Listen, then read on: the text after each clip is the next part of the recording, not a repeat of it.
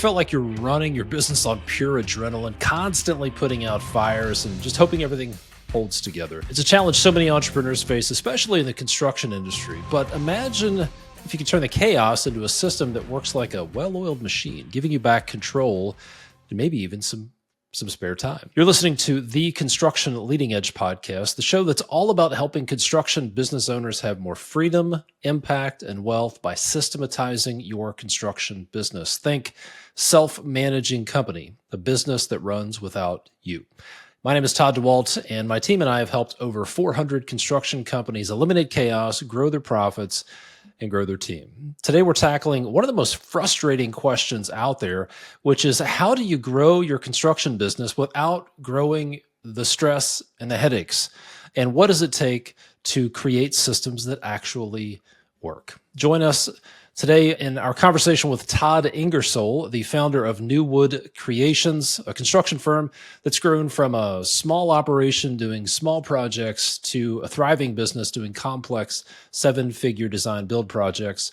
Todd's journey from the corporate world in manufacturing to leading a high-performance team in construction is full of lessons in resilience, strategy, and the power of systems. In this episode, we'll break down three main things. Number one, the game-changing shift from working in your business to working on your business. Number two, we talk about how lean manufacturing principles can revolutionize construction. Number three, the surprising role that letting go plays in empowering your team and boosting your bottom line. And stick around because we'll uncover the pivotal moment when Todd realized that doing more with less wasn't just a mantra. It was really the secret to building a business that he could be proud of. So if you're ready to stop putting out fires and start building a business that works for you, stick around and listen to this entire episode of the Construction Leading Edge podcast. Enjoy.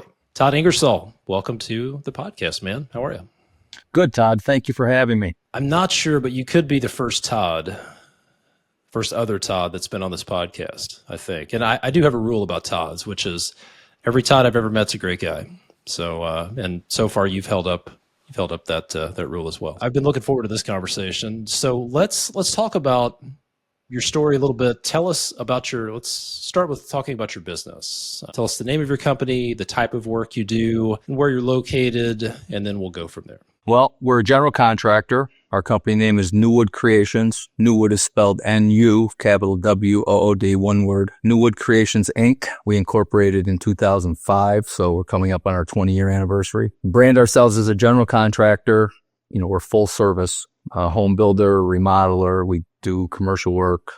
We take on small jobs and big jobs, anywhere from $5,000 to a couple $1,000,000 per job. We've been in business, like I said, almost 20 years. We've got about 25 employees. We're located south of Buffalo, New York. I just went down to Tampa for Thanksgiving, and I came home to 3 feet of snow. So that was a culture shock. So I'm curious, do you have, does that affect design and construction of homes? Presumably snow load is different than it would be in other parts of the country, but are there any nuances to the design or construction process that you deal with because of where you're located there? Well, I think the nuances are really just working around the weather. Just last week, we put a second story on a home. Looking at the weather going, it's got to be tomorrow. It can't be the day after. It can't be next week. It can't be 3 days from now. It's got to be tomorrow. And so we did a Hail Mary pass and pulled it off and had a lid on it by the end of the day. So then the trick is, try not to get the rest of the house wet. The trick is keeping it dry. So far we've been successful. It's been a couple weeks now almost. So I can't imagine what it's like to try to get 3 feet of snow off a subfloor. That would be a challenge. Well, when you do your time clock reports and your labor entries, there's a lot of snow shoveling in there on those days. And so that's an absolutely non-value added activity, right? How'd you get started in business? Let's see, 2004, I left my role of, I was director of operations running a business for Newell Rubbermaid and manufacturing business in Portland, Maine. And I started working with my brother who had a concrete business that was just him and maybe one other helper. And the name of his business was NuCrete, Nucrete. And so I said, where did you come up with that name? And he said, well, I told a customer that I was going to just come to their house next week and pour some NuCrete right over here in their driveway. And he goes, oh, NuCrete. So he kind of landed on a little name and made some T-shirts. And so I started working with him for the summer. I found it to be a lot more exciting than white collar work. And of course, I was already quite handy and I had as many tools as he had because it was my hobby. It was his profession. I ended up right after that creating a company called NuWood Creations and just teased him that, I said we should market and brand together. And anyways, 19 and a half years have gone by. He still runs NuCrete and I've got NuWood. So what led you to make the jump? Well, first of all, how long had you worked for Rubbermaid? How long were you in that role? I worked for the company for a year and a half. I jumped from another big company that I worked for 10 years over to that company. And I was promoted to the role that I was in for about maybe 8-9 months. And during that phase of being there for those last few months, the VP over me changed, and he came in and assessed all the top leadership, and I was one of the guys that got whacked, which was fine with me because I really wasn't enjoying it that much anyway. But I've been in similar roles for really almost 20 years. I started in low-level leadership when I was like 18, 19 years old in some furniture manufacturing companies and just moved through different, mostly manufacturing. I learned really the art of lean manufacturing, and I worked in some aggressively managed businesses that really focused on lean manufacturing, and that was life-changing for me. I was a weapon in their arsenal, and so I really got a lot of things done, and that mindset is kind of hard to shake. And so bringing it to this field is like no one knows what you know, but it's like any other skill, unless the other person knows it, they don't know it. So it's been challenging for me trying to get my team to really, comprehend everything that I'm always talking about. Elimination of, just the concept of elimination of waste doesn't really mean anything. Non-value added activities doesn't really mean anything. Not the way that I say it and the way I say it and the way that they interpret is two different things.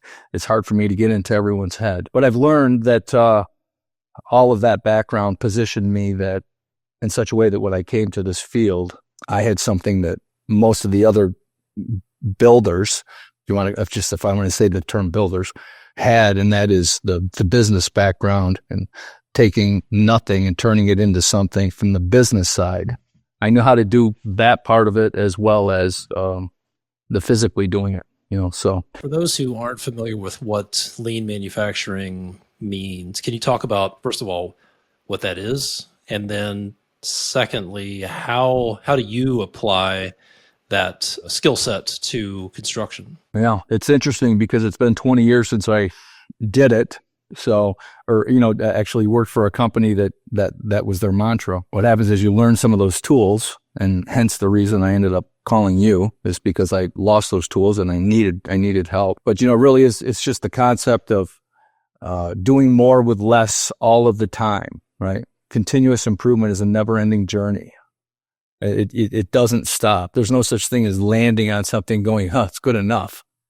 So when you develop a process, you go, okay, we got it to this milestone. Now let's double digit improve that. And then let's double digit improve that. And we just keep on going. So to the point where there's no wasted effort or materials or actions in the background or in front of you on anything that you're working on. That mindset doesn't seem to be really prevalent in small construction businesses. It seems like this is good enough. Let's just use what we've got. Maybe it's if it ain't broke, don't fix it. Or maybe we're so busy putting out fires, we don't have time to improve our processes, something like that. As you look around the construction industry, maybe at other builders, looking at trade contractors you work with, what do you see as the predominant mindset in construction? If it's not the lean construction or lean manufacturing mindset, what would you say is the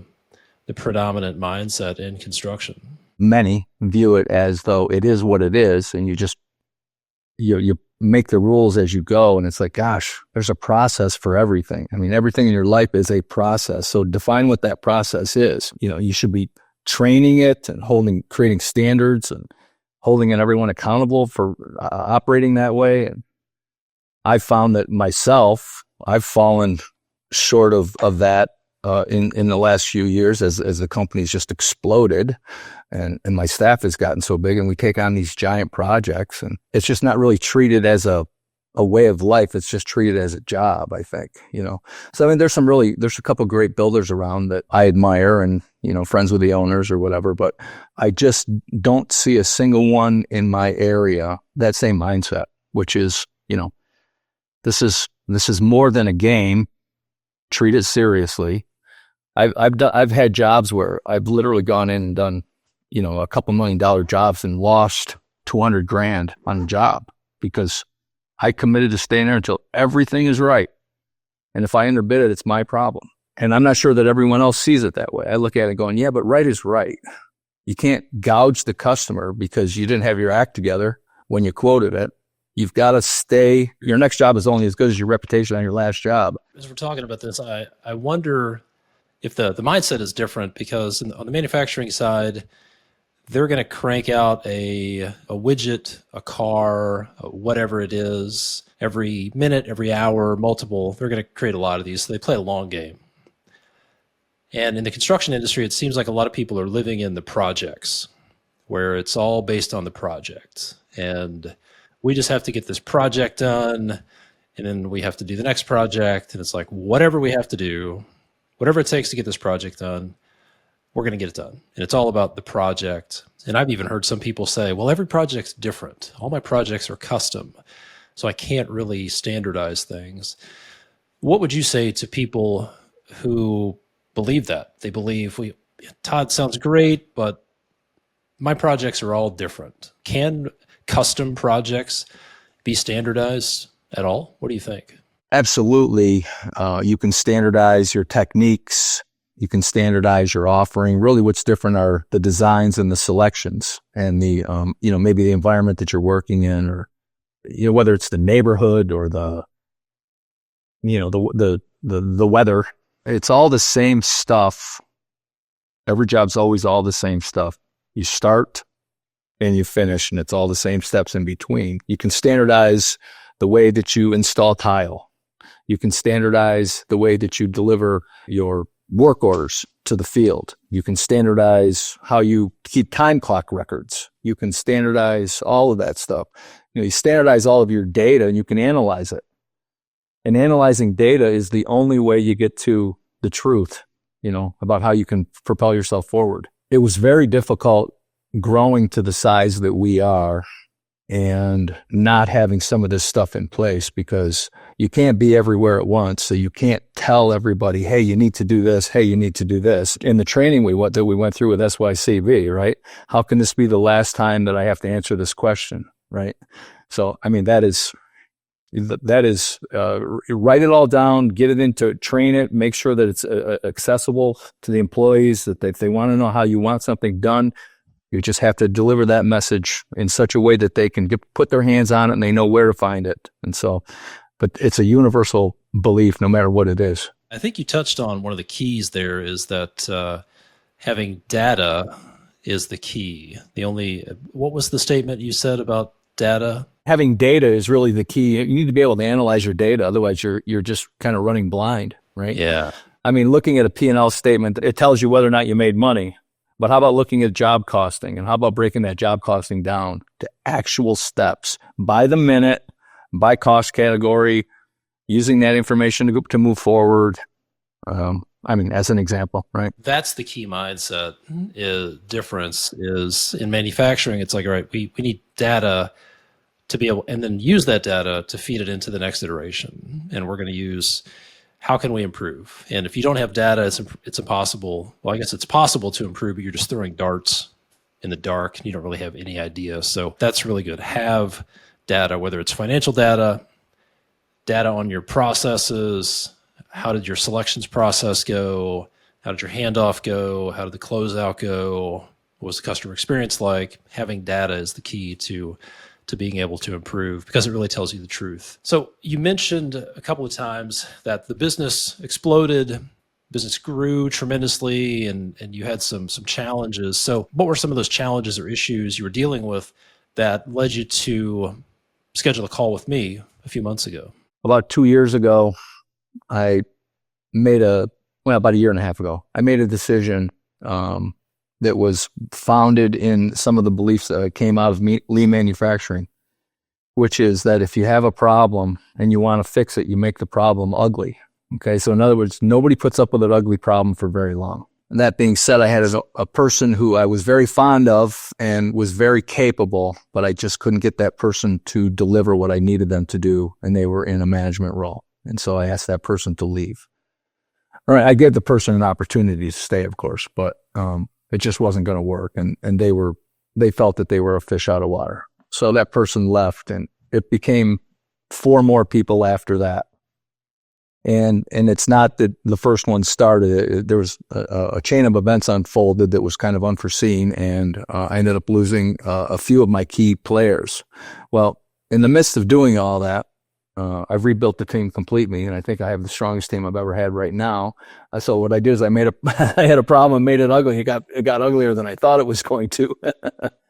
But, trying to keep up with, in the background while all of that's happening, the orders are just coming in like crazy because we're doing a good job on the marketing side and delivering in the field. It's just that in the management side, mostly in the office, we were shorthanded. So imagine that you're signing contracts that are a lot of money. You're taking deposits that are a lot of money, and you don't have the people in your organization to get the work done. So which includes, selections, doing all of our drawings, because we do all of our own drawings. I have 4 people in total, including my wife, who's an architect, that, we create all of our own projects. So you have to turn that right down. You have to dissect that whole project right down into the lowest level. Every specification called out, clearly communicated to employees, to subcontractors, to suppliers. When you grow big like that and you don't have the superstructure underneath you to support it, it just feels like the weight of the world, is pushing down. So the last couple of years have been super tough. And I was listening to another podcast where you interviewed a guy, and he was talking about how he went on walks. And to get away, after working 6 a.m. to 9 p.m., he would go on a walk to clear his head and listen to a podcast. And he often listened to you, as I started doing after meeting you in 2019. And I was like, God, everything you're saying is exactly what my problems are. Maybe I'll call tomorrow, and then a couple of days later, maybe I'll just reach out, sometime soon. And finally I did. I knew that I needed help. If I kept on doing the same thing over and over, right, that's the definition of insanity, because I'm not going to get a different result unless I do something different. Hey, it's Todd here, and we have a couple of free resources that we want to get in your hands. First is our free training video, Get Out of Your Construction Business, How to Make It Run Without You this year. Here's what you're going to get when you sign up for this free training video. You'll learn about the JETS thinking trap, which stands for just enough to start. That's probably keeping you stuck working in your business, and it keeps you stuck in firefighting mode, and it affects probably 90% of construction businesses. You'll also learn about the first few crucial steps you want to take if you want to spend more time working on your business instead of being stuck working in it. And you'll learn what nailing the handoff looks like and how it will help you eliminate 80% of your preventable schedule delays and profit bleeds. You can get your hands on that free video over at constructionleadingedge.com/get out. constructionleadingedge.com/GETOUT. And the second thing is a question. Here's a question. Is your business structured for success, or is it designed for failure? We found a study and found that there are 5 root causes of contractor failure, 5 primary reasons that successful contractors self-destruct. All right. This is information that we feel like every construction business owner should know about. You should know about it for 2 reasons. If you're a general contractor, 1, you need to find out if your business is structured for success. And if you're a general contractor and you have subcontractors, you may want to ask this question: are your subs structured for success or structured for failure? And if you would like to evaluate your business to see if it's designed for success, the next step is to apply for a business evaluation call with my team. We'll go through these 5 root causes of failure, evaluate your business, and then give you some pointers. Highlight the red flags, the early indicators that you may want to focus your energy on. And if it makes sense, we can talk through the details of our Systematize Your Construction Business program that will ensure it is structured for success. If you would like to schedule your free business evaluation, go to constructionleadingedge.com/apply, APPLY, or simply go to our website, constructionleadingedge.com, and tap the Apply Now button. Now, let's get back to the episode. Marketing was going well, orders were coming in, but work wasn't getting executed. What was that doing to you? How was that affecting your typical workday, the amount of hours you worked, what you were able to focus on? How did all of that stuff affect you? Well, I saw pictures of myself about 3 years ago. My hair was a lot darker. I just saw it a couple of days ago and I go, holy cow, what happened? It just felt like I needed to get out of the business. That's what it felt like. I'm killing myself, one transaction after another. It's just like a slow, painful death. That's what it felt like, right? It doesn't feel that way now. It feels good. Things are great. Good. I want to get to some of the systems you've implemented that have led to those results, but it sounds like it was affecting you. What were some of the other ripple effects of outgrowing your systems? Sounds like the business grew quite a bit. Some things slipped through the cracks. What were some of the other ripple effects? Was it affecting trade partners, your team, customers? What were some of the secondary ripple effects? The folks who work for me report to me in the field. I've got quite a few that have told me that they're as loyal as a dog. And I think that's such a demeaning way to say it, but they truly are. And so they kind of put up with what seemed like the nonsense or the lack of competence because we just couldn't get it right.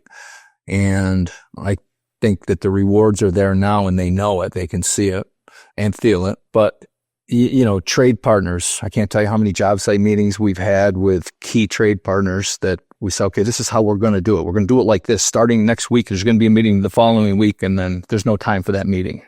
Or, it's just, it's like integrity went out the door last week. The ripple effect it's in everything you do. Lack of integrity is so much deeper than what I'm really saying, because that really goes to, a person's personal struggles and their ability to talk out of the same side of their mouth every time. And I'm not saying that ever happened. I'm saying it's more along the line of you have every intention of implementing this new thing, but something shiny swam by and it seems to be a better way, that what you said last week is just not the right way this week, or, whatever. It's just whatever you could latch on to that seemed like it created some hope, or brought some hope, I should say, to, the situation. Like I said earlier in this podcast, continuous improvement is a never ending journey. And it seems like, okay, I've got to continually improve over what I said last week. And what I said last week was nonsense. So we have something new this week we're going to try. And when there's just not enough people in the organization, it's tough. You joined our Systematize Your Construction Business program a few months ago. Take us to the moment as you were going through that program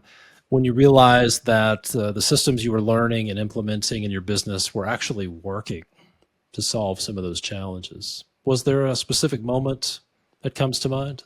Nailing the handoff, right? It's so funny. Since I started this program, I went back and looked in Procore at a job that we did for a GC 2 years ago, where we did something like $1 million bank remodel.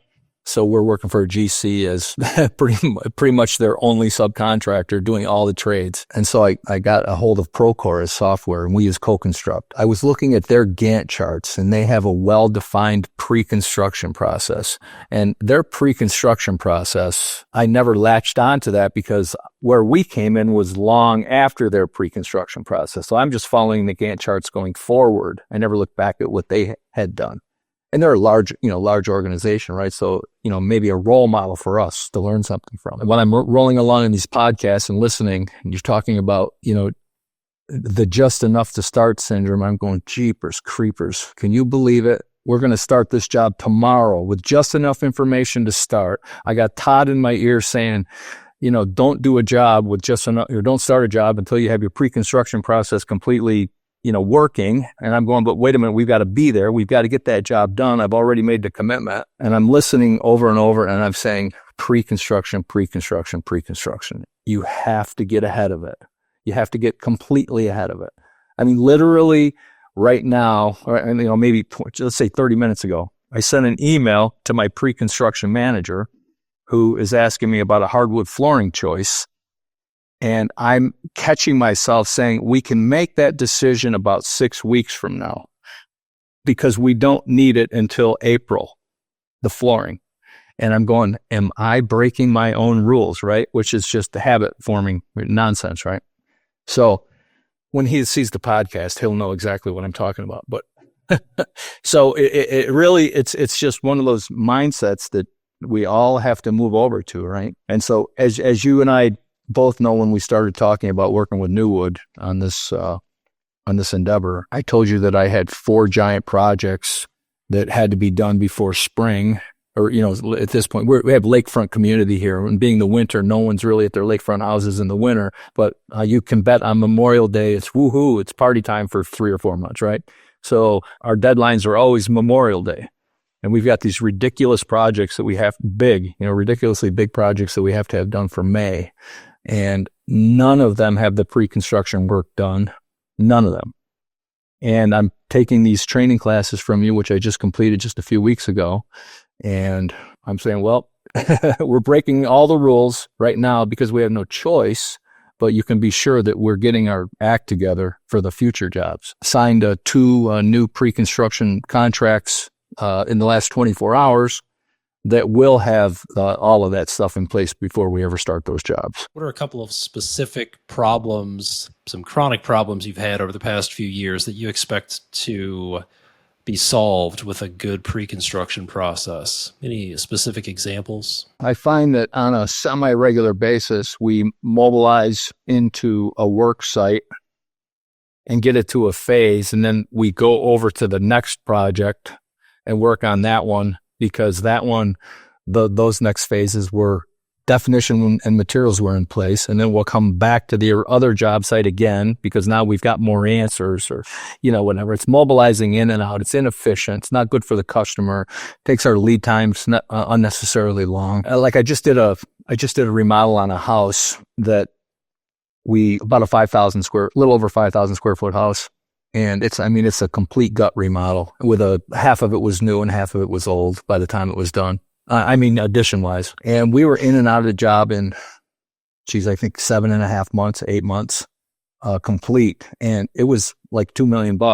And we didn't have any answers on anything by the time we started. But I happened to have a client who was easy to communicate with. And I had the team in place, enough people in place that we were able to figure the thing out easily, and some strong guys working underneath me. So that wasn't as much of that's kind of a win, kind of a win in that we could do it without a lot of pre-construction planning, because a lot of it was you're designing it and building it as you're designing it and building it, not so much ahead of time. But so many jobs most of our jobs are not like that. Most of them we're again moving in and out of the jobs like we don't know what we're doing, and it's sad. We had another house that we designed and built for someone just maybe 2 years ago, that from the time the excavation team showed up to the time the roof and siding on was like 16 days or something like that, and we knew all the interior choices. We had our act together, and I'm like, God, we made money on that one. How's that work? It can be done. It can be done, right? So it sounds like the nail the handoff philosophy, or having a good pre-construction process, was pretty impactful. Were there any other impactful systems or processes or tools that picked up through the SYCB program? Todd, every part of it, right? Just even the strategic planning guide. I can't tell you how many times it's like embarrassing when you ask me, what does winning look like, or where do you want to be in 2 years, where do you want to be in 5 years? And I'm thinking, oh my God, I worked for these giant companies that all you did was goal setting, and you chased these goals. Where are my goals? Where are they written down? Where are they published? I've been pretty good at the State of the Union address and talking about where we're going with the next upcoming jobs, and looking at the P&L statement and balance sheet saying, geez, we're doing okay, right? But I didn't really find myself setting goals until you challenged me, and as a result of challenging me in this program, I've written some pretty, well, you call them hairy, audacious goals, right?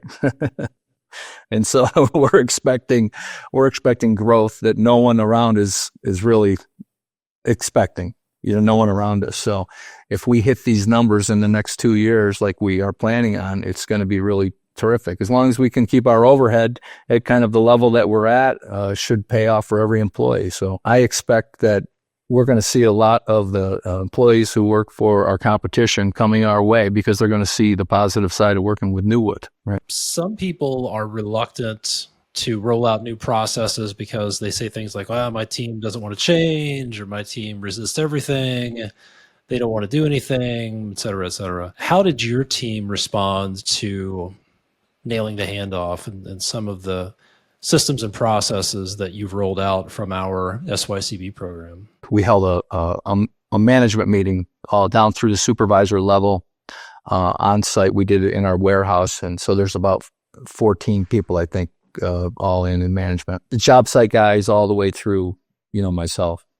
And I played the video, one of your videos for them, the one that talked about the communication, the importance of clear communication, where the Brits were trying to establish the windshield quality in their planes, and they worked with, I think it was NASA. I want to say NASA, who developed a chicken cannon that you could shoot a bird at 400 miles an hour into glass to determine whether or not it broke.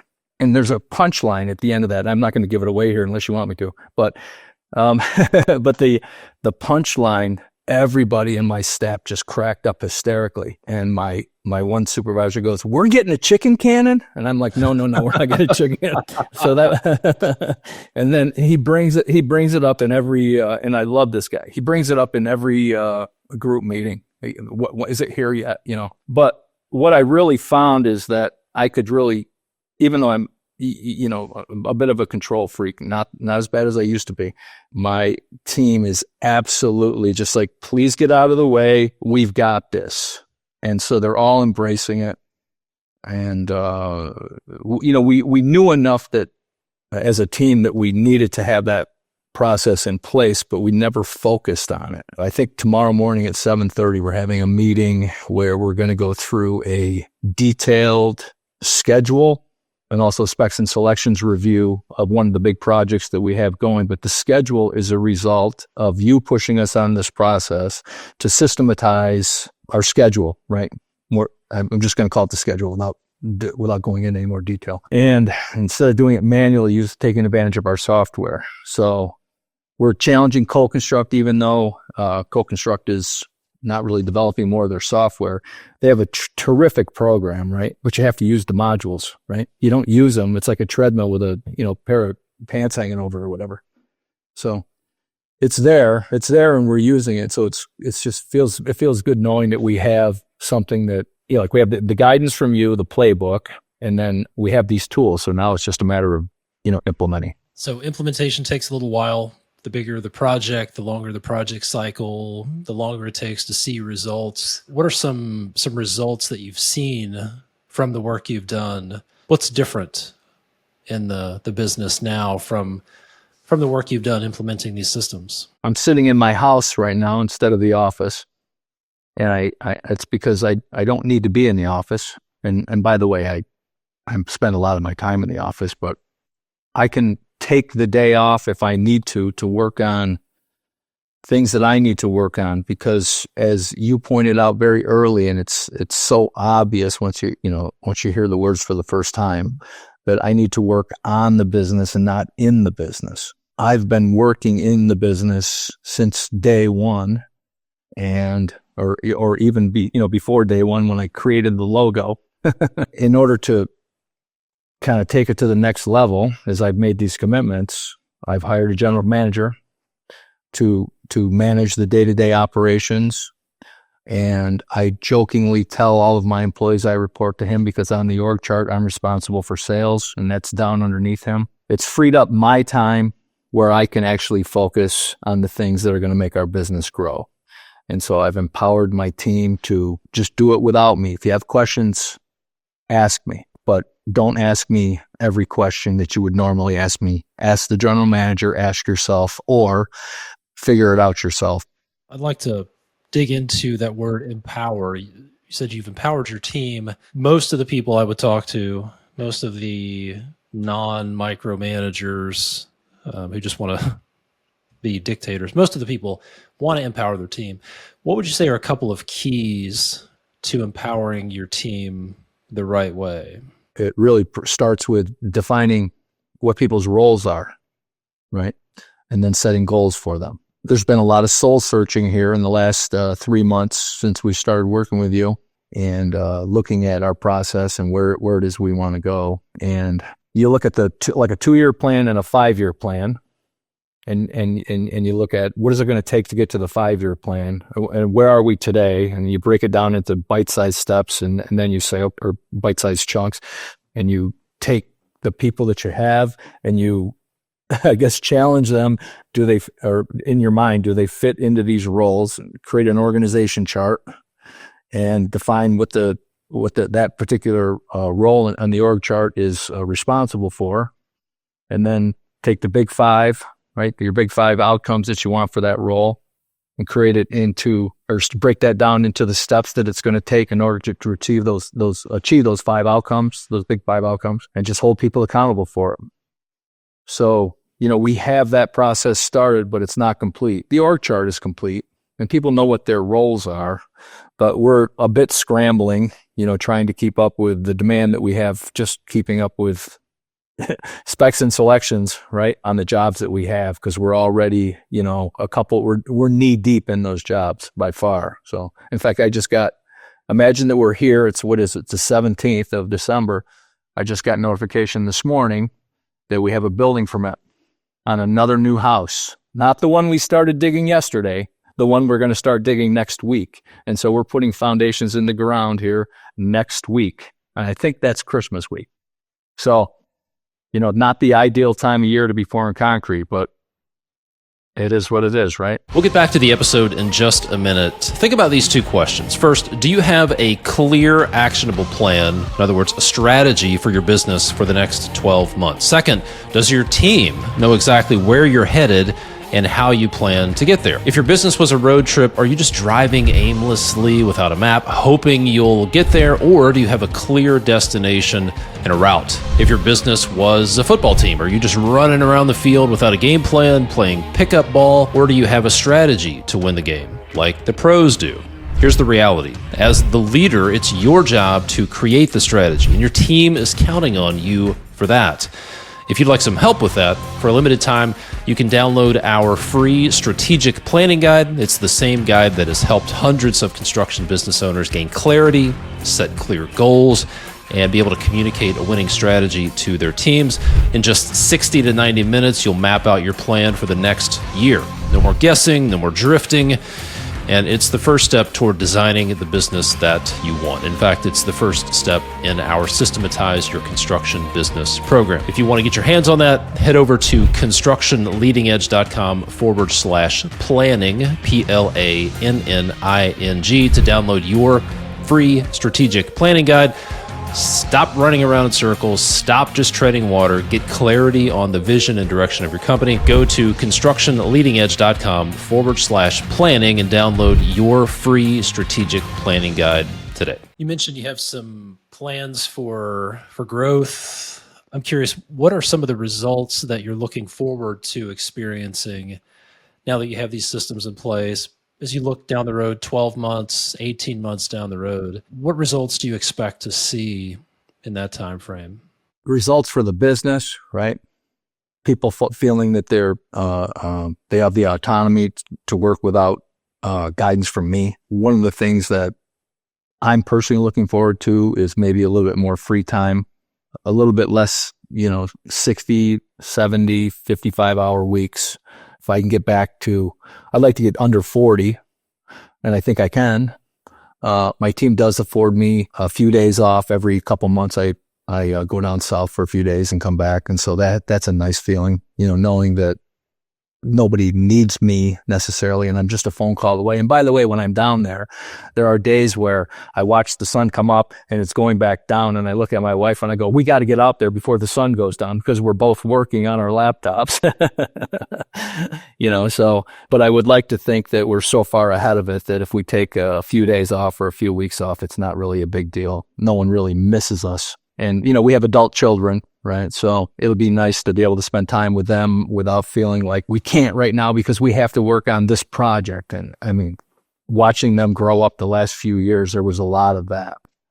We'll see you tomorrow kind of thing. Nobody deserves that, right? So, yeah, that's good. What advice would you give to somebody who's considering joining our Systematize Your Construction Business program? If they called you and said, hey, Todd, I'm thinking about joining it, what would you tell them? I'm going to say that they're a fool not to. I'm going to say that if you think you can do it on your own, you're a narcissist, and you really just need to let go and give your team what they want, which is control. And by the way, you're going to get a lot more out of your own personal life if you let go, without sounding over dramatic. Really, like, your program is saving my life. Maybe not physically saving my life, but certainly my sanity and my happiness, right? You broke the thing down in such a way that, a knucklehead like me can actually see all the moving parts. And I did tell you after we got done with the program that it's kind of like watching the movie Pulp Fiction. You got to watch it all the way to the end and then go back and watch it again. If you can see the final outcome. At first, I was scared that I'm not keeping up. How can I pull all this off in 8 weeks, or whatever the program was? I think it's 8 weeks, right? How can I pull it off in 8 weeks? I can't do it in 8 weeks.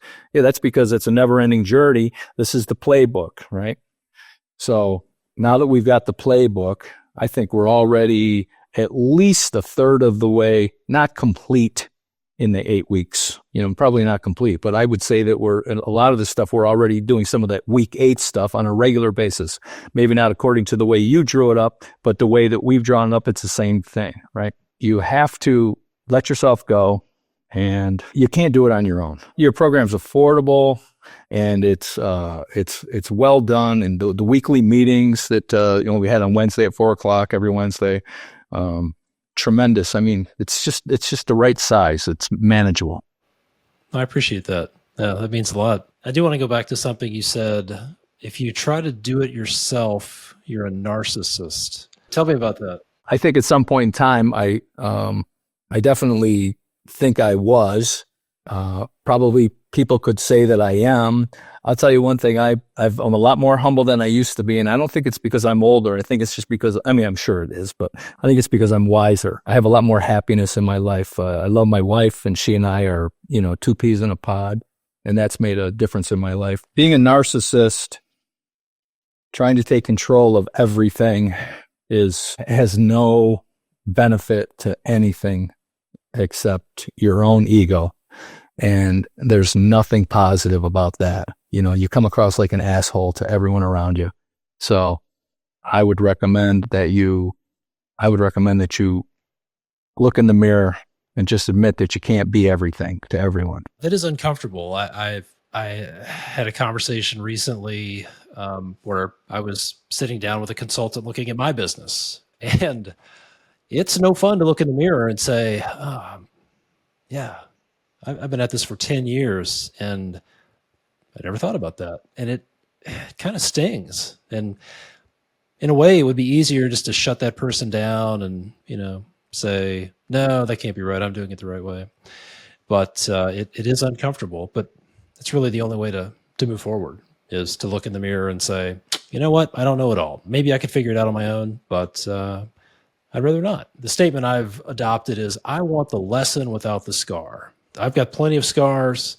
I've paid a lot of stupid tax, I think as Dave Ramsey would call it. A lot of stupid tax, hundreds of thousands of dollars of stupid tax. And I want the lesson without the scar. That's where I'm at. Question about implementation. Implementing change in a business, especially with a team your size, is very difficult for a lot of people. A lot of people just get stalled out and they just can't implement any changes. What would you say are a couple of the keys to implementing systems and processes and actually get your team to embrace them? You have to basically create some kind of a subsystem inside your business, whether you're doing it in software or whatever, where you're setting deadlines for the individual steps that you and or your team have defined that will get you to the finish line in order to meet the objective that you're trying to get to. So you have to hold yourself accountable. I'm not great at holding myself accountable. So any of my guys who are going to be listening to this podcast in the future know that, because I'm going to come up with a reason why I need to go make that sales call or I need to make this phone call. And so it is very difficult, right? I think the beauty of the new infrastructure that we have as a business is that I think all of us are really interested in holding each other accountable, because we have seen how the last year had some really favorable results for our business, and how I was able to share with the team accordingly, right? So they know that the hard work pays off, and then they see the reorganization work that we've done. And so I believe that ultimately I don't have to hold anybody accountable. I think that they're going to hold themselves accountable. So I don't know if I'm answering your question. I think your real question is, how do you make the change? How do you make these changes? And I think you just have to do it by holding people accountable, defining what those steps are. It's really just, everything is a bunch of ingredients so that you can make that end cake or whatever, right? Getting the structures in place to be able to hold people accountable is a good step. But then what you said is, when you can get things set up where people are holding each other accountable, that's when you've got something pretty special. That's a high performance organization there that will run without the owner pushing all the buttons and trying to drag people forward. Yeah, that's good. We've got an amazing office, right? Everyone comes in our office. They're like, wow, I just want you to build this for my home. I go, well, okay. Can I build it like this? Well, not just like this. Okay. People give us compliments when we come in there, but what I've not done is created enough wall space. Okay.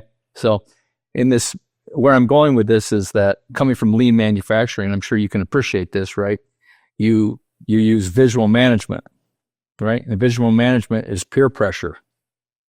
Peer pressure, you put up all your KPIs everywhere, and somebody keeps them updated all the time. And so when something's red or when something is, an outlier, somebody's in trouble, right? Somebody's like, I got to get this, I got to get my stuff done. What's interesting is that I've been trying to figure out how I can put, maybe 20 or 30 monitors on the walls in my office. They're actually tied to software that, something's blinking, right? Which forces my pre-construction manager to do something that he is behind on. Even though I know he accomplished 11 things yesterday, he had 12. So how come that one's not done? I don't want to do that to anybody, really. But it's a way of holding people accountable, right? If you go through a Starbucks, or if you're standing inside a Starbucks, you'll see a screen where they have their metrics that they're tracking, the wait time and other things. Grocery stores have these metrics and they just put them on the screen. I've seen it in car dealerships where they just post the numbers there. And I've even done this to some degree with the companies I've ran. I found one of the best ways to create accountability is just to have a scoreboard. People are competitive and you don't have to say anything, but if they know they're behind, everybody else knows they're behind, and it creates this culture of accountability. So I think it's a great idea. Some sort of visual scoreboards. It's definitely a good way to create accountability. I like it. So let me ask you this. You have a few decades of experience in a couple of different industries. What is one piece of advice you would give to a construction business owner who's in the first year? Maybe they're between 0 and the first year. Could be planning to start a business, maybe in the first year of their business. What's some advice maybe you wish somebody would have given you in that first year of your construction business? Initially, when you started asking it, I was going to state that the one thing you can never do is let your customer down, right? But I personally didn't struggle with that that's probably the best thing that you can start with, right? In years 0 and maybe up through, whatever. I mean, still to this day, don't let your customer down, because the only reason you have the next job is because you just proved that you took care of someone else. I'm going to start and end with that. I think that's probably the biggest thing to do, is listen to, VOC, right? Voice of the customer, give them what they want. That is great advice. Give them what they want. Not necessarily what you want to do, but it really starts with the customer. Yeah, great advice. If people want to follow you, go to your website, catch up with you on social media, keep track of your growth in the next couple of years, where is the best place or the best places people can go to keep up with you? So we're on Facebook and Instagram under NuWood Creations. We have a website, NuWoodCreations.com. And NuWood is NuWood, creations.com. Great stuff. Well, we'll certainly look forward to hearing about your results over the next year or so as things grow. And I really appreciate you taking the time to be on the podcast. And even more so, it was a blast. I know our team had fun working with you, and you did a great job. We love working with people who show up, do the work, they're excited, they implement, and they get results. That's you and your team. So you guys are very impressive, and we're looking forward to watching you grow. Thanks, Todd. I mean, we feel exactly the same way. What your program has done for our company, and I can't take credit for making the phone call. You can take credit for going out on the airwaves and creating a system that's very manageable for folks like myself. So I'm very appreciative. So is my team. My pleasure. My pleasure. Thanks, Todd. Thanks, Todd. See you again. Hey, it's Todd here. One last thing. Before you go, let me ask you something. Do you find yourself constantly putting out fires that never should have started in the first place? Are you working 50, 60, 70 hours a week, but you just feel like you're barely keeping your head above water? Maybe you're spending too much of your time in low-level firefighting type activities.